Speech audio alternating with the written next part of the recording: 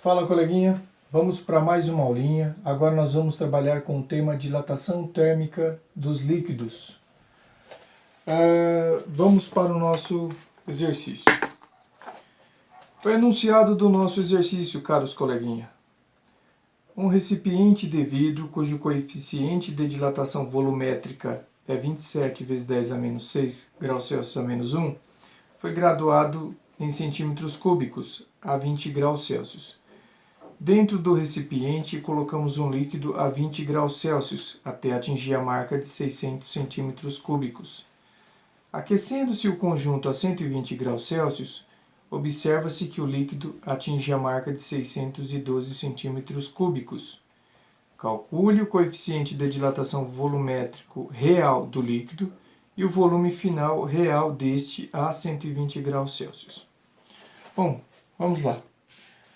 Primeiro passo para resolver o nosso exercício é retirar as informações do enunciado como de costume, como nas aulas anteriores.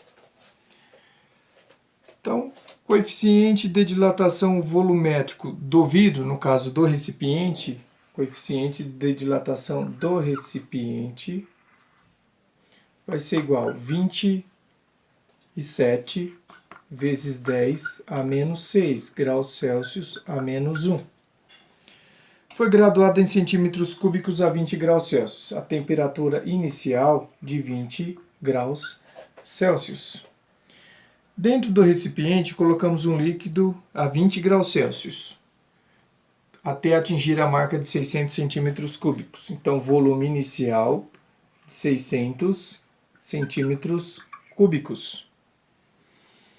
Aquecendo-se o conjunto a 120 graus Celsius,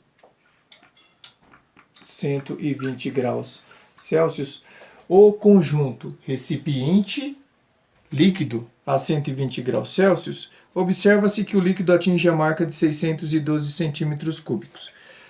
Bom, foi colocado 600 centímetros cúbicos de líquido, volume inicial. Houve uma variação de 12 centímetros cúbicos, já que atingiu a marca de 612 centímetros cúbicos. Só que esses 12 centímetros cúbicos não é a dilatação real do líquido. Esses 12 centímetros do líquido, a variação do líquido é a dilatação volumétrica aparente, que eu consegui ver a variaçãozinha no tubo graduado de 12 centímetros cúbicos. Então vamos lá, a dilatação volumétrica aparente, 12 centímetros cúbicos. Aqui a gente tem que entender o seguinte, tanto o líquido como o recipiente, ambos estão sofrendo uma variação de temperatura de 100 graus Celsius. Então ambos vão sofrer dilatação, tanto o recipiente como o líquido. Deixando bem claro, esses 12 centímetros cúbicos se trata da dilatação volumétrica aparente. Vamos encontrar a dilatação volumétrica real do líquido, já já. Calcule o coeficiente de dilatação volumétrico real do líquido. Então eu quero o coeficiente de dilatação volumétrico do líquido. E eu quero o volume final deste a 120 graus Celsius. Eu quero o volume final. Bom, vamos lá. Coeficiente de dilatação volumétrico do líquido. O exercício pediu. Coeficiente de dilatação volumétrico real do líquido vai ser igual à soma dos outros dois coeficientes. Coeficiente do recipiente mais o coeficiente de dilatação aparente. Tá aí. Deixa eu dar uma ajeitadinha aqui.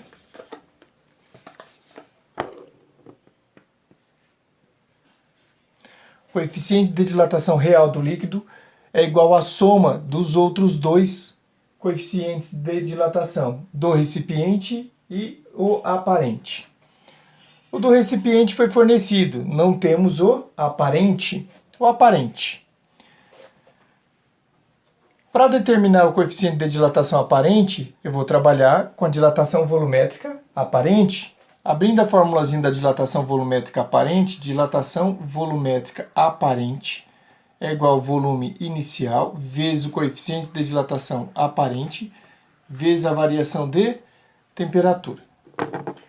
Dilatação volumétrica aparente.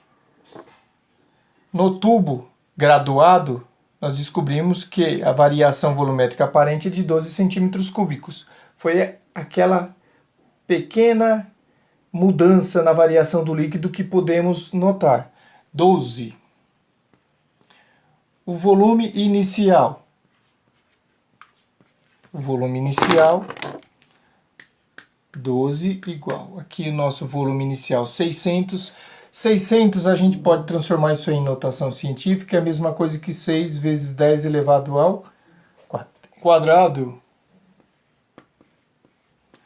Coeficiente de dilatação aparente nós estamos procurando e a variação de temperatura. Temperatura final menos a temperatura inicial. Variação de temperatura, temperatura final menos a temperatura inicial. Variação de temperatura, 120 menos 20. Variação de temperatura igual a 100 graus Celsius, que é a mesma coisa que 10 ao quadrado. Então aqui vai ficar 12 igual a 6 vezes propriedade de potência de mesma base na multiplicação. Conserva-se a base, somos expoentes. 10 ao quadrado, 10 ao quadrado, 10 à quarta, vezes o coeficiente de dilatação aparente. Logo, coeficiente de dilatação aparente vai ser igual a 12. 6 vezes 10 à quarta está multiplicando, passa dividindo. Coeficiente de dilatação aparente vai ser igual a 12 por 6, dá 2. 10 a 4 no denominador eu inverto. Quando eu inverto, eu troco o sinal do expoente. Menos 4 graus Celsius a menos 1. Está aqui o valor do coeficiente de dilatação aparente. Vamos para cá para definir o coeficiente de dilatação do líquido. Coeficiente de dilatação do líquido vai ser igual do recipiente, estava no enunciado, 27 vezes 10 a menos 6. O aparente nós encontramos 2 vezes 10 a menos 4.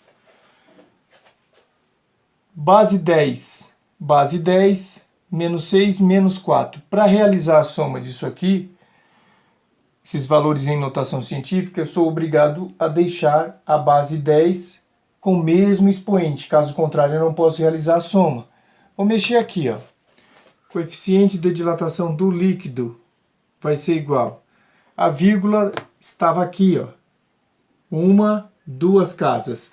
2 casas para a esquerda. Para a esquerda eu somo 2. Então ficou 0,27 vezes 10 a menos 4. Mais 2 vezes 10 a menos 4. As bases 10 estão com o mesmo expoente, agora eu posso realizar a soma. Então, o coeficiente de dilatação do líquido vai ser igual a 2,27 vezes 10 a menos 4 graus Celsius a menos 1. Está aqui o valor do coeficiente de dilatação real do líquido. Agora vamos determinar o valor do volume final. O volume final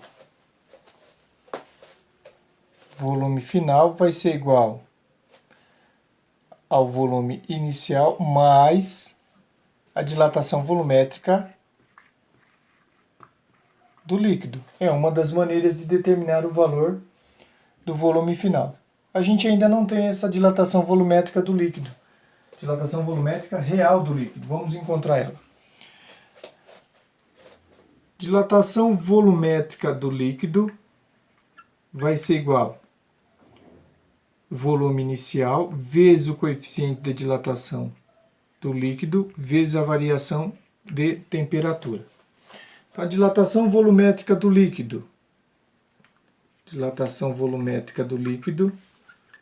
O volume inicial 600, que é 6 vezes 10 ao quadrado. Coeficiente de dilatação real do líquido, nós encontramos 2,27 vezes 10 a menos 4, e a variação de temperatura de 100 graus Celsius, 10 ao quadrado.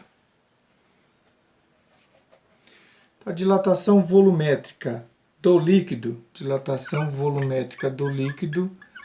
vai ser igual a 6 vezes 2,27, 13,62. Propriedade de potência de mesma base na multiplicação. Conserva-se a base e somos expoentes. 10 ao quadrado, 10 ao quadrado, 10 à quarta. 10 a mais 4, 10 a menos 4. Corta. A dilatação volumétrica do líquido, 13,62 centímetros cúbicos. Está aí a dilatação real do líquido. Agora a gente consegue determinar o volume final, que ficou simples, né? Volume final, o inicial 600, mais a dilatação volumétrica do líquido, 13,62. Então, volume final, 613,62 centímetros cúbicos. Está resolvido o exercício. Vamos lá, vamos dar mais uma olhadinha aí no exercício. Poderia ter feito diferente? Poderia. Eu acredito que esse método seja o mais fácil. Eu poderia ter encontrado, por exemplo, a dilatação volumétrica do recipiente e somar a dilatação volumétrica do recipiente com a dilatação volumétrica aparente e somar com o volume inicial do líquido. É outra maneira. Vamos fazer? Vamos lá. Vamos determinar o volume final do nosso exercício de outra forma. Volume final. Ele também pode ser encontrado utilizando o volume inicial mais dilatação volumétrica aparente mais a dilatação volumétrica do recipiente. A gente não tem o valor da dilatação volumétrica do recipiente. Vamos encontrar. Dilatação volumétrica do recipiente é igual volume inicial vezes o coeficiente de dilatação do recipiente vezes a variação de temperatura. Então, a dilatação volumétrica do recipiente vai ser igual ao volume inicial 600, 6 vezes 10 ao quadrado, coeficiente de dilatação do recipiente 27 vezes 10 a menos 6 e a variação de temperatura 100 graus Celsius. 100 graus Celsius, 10 ao quadrado. Nós já estávamos trabalhando 10 ao quadrado.